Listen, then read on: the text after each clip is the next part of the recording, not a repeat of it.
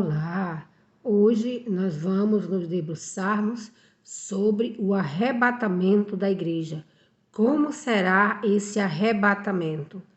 Nós vamos aprender hoje, nas luzes das Escrituras, o que a Bíblia diz sobre este grande evento, que desde o apóstolo Paulo já se esperava por este acontecimento.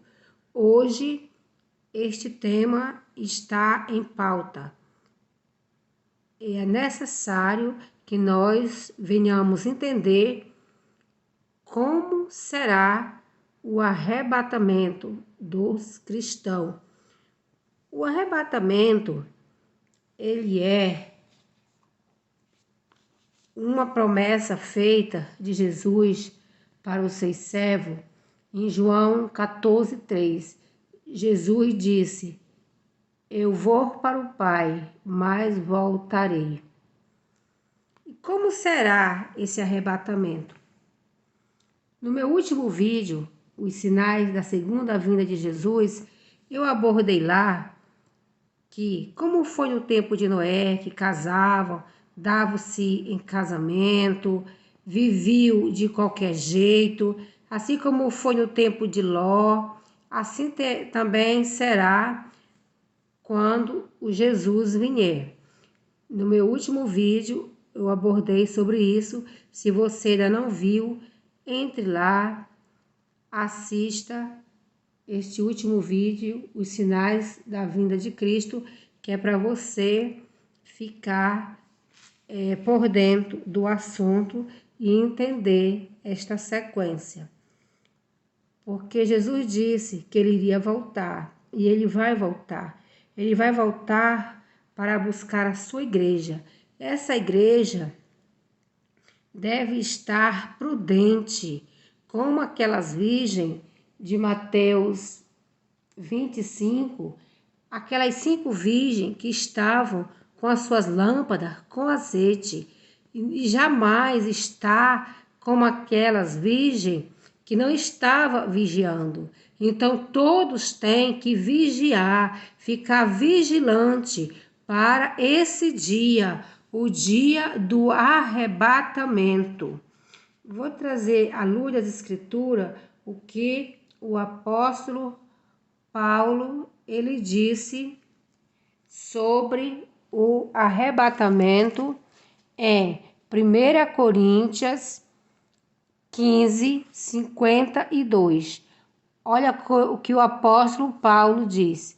No momento de um abrir e fechar de olhos, o som da última trombeta tocará, pois a trombeta zoará, e os mortos ressuscitarão incorruptível, e nós seremos transformados, pois é necessário que aquilo que é corruptível se revista de incorruptibilidade, e aquilo que é mortal se revista de imortalidade.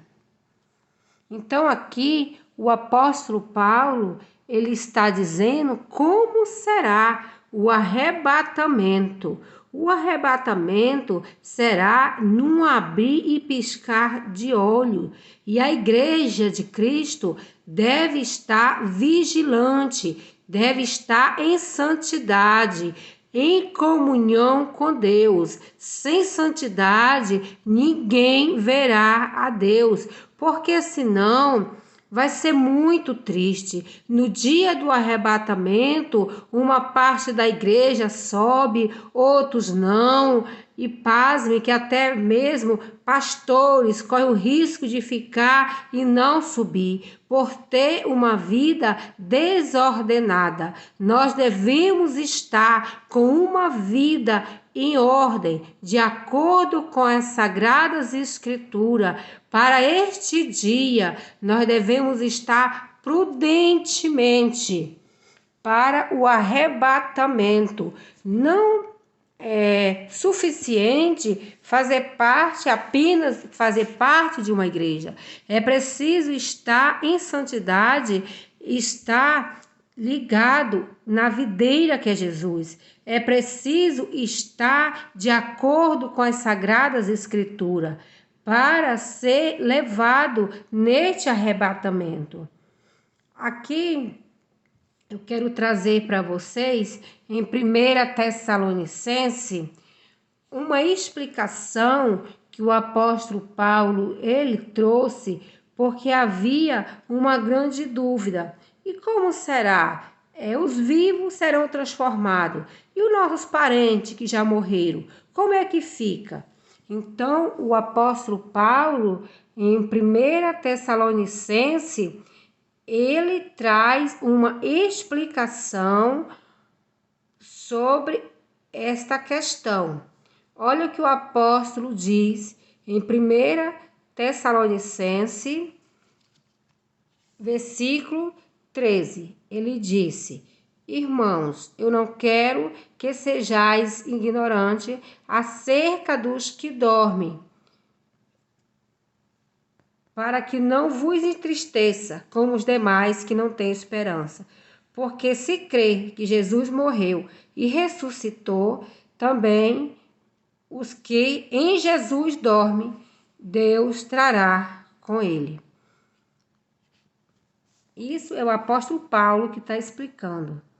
Dizemos, pois isto a vós pela palavra do Senhor, que nós, o que estamos vivos, permanecemos para a vinda do Senhor, e não pereceremos, precedemos aos que dormem, porque o mesmo Senhor descerá do céu com brado e com voz de arcanjo. Olha que lindo o que o apóstolo está dizendo em 1 Tessalonicense, versículo 16. Os mortos em Cristo ressuscitarão primeiro. Depois nós, o que estamos vivos, permanecemos e seremos arrebatados juntamente com ele nas nuvens e nos encontraremos com o Senhor no ar, e assim estaremos para sempre com o Senhor. Que maravilha esta explicação que o apóstolo Paulo está trazendo para nós.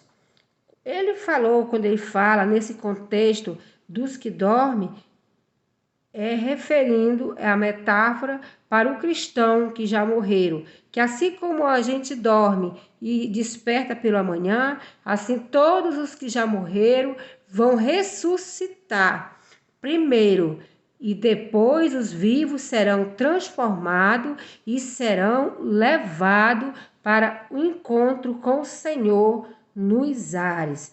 Isto é magnífico. Magnífico.